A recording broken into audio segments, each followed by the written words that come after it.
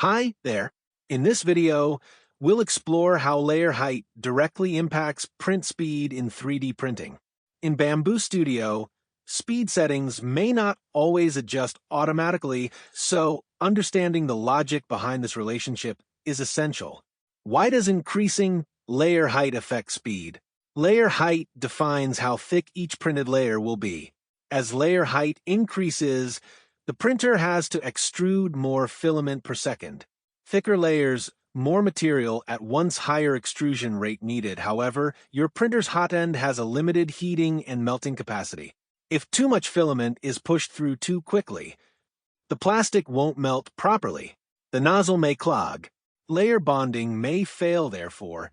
Printing with higher layer heights requires slower speeds to ensure the filament melts completely and prints smoothly.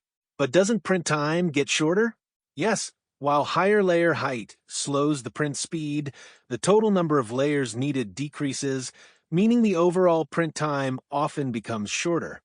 A part printed with 0.08 millimeters layer height will require more than twice as many layers compared to 0.28 millimeters. Even if 0.08 millimeters is printed faster per layer, the overall job takes much longer.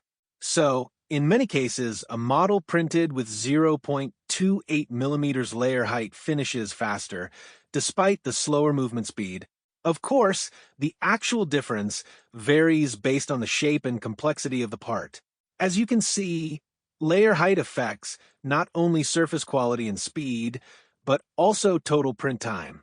But what happens when your model's height isn't perfectly divisible by your chosen layer height?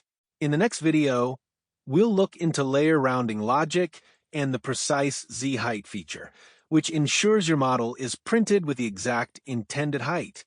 See you in the next one.